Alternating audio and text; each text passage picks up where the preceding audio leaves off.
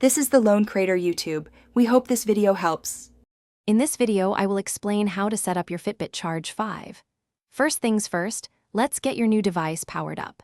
It's crucial to fully charge your Charge 5 before you begin the setup process, which usually takes about 2 hours.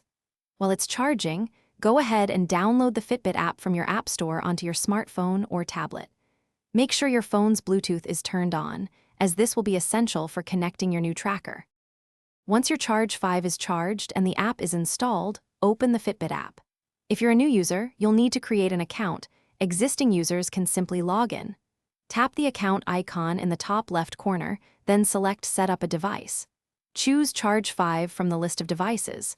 The app will then guide you through the pairing process, asking you to enter a 4-digit code that appears on your Charge 5's display.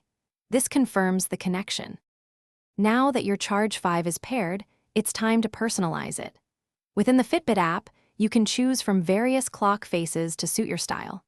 Take a moment to set your personal health goals, such as daily step counts, active zone minutes, and sleep targets.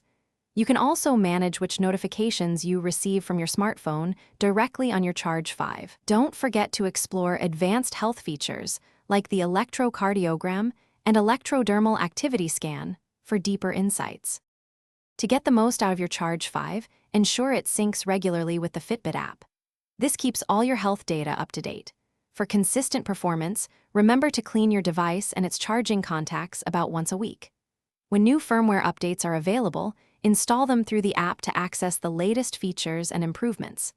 For accurate readings, wear your Charge 5 snugly, approximately 1 finger's width above your wrist bone. Thanks for watching. Consider subscribing if we helped you.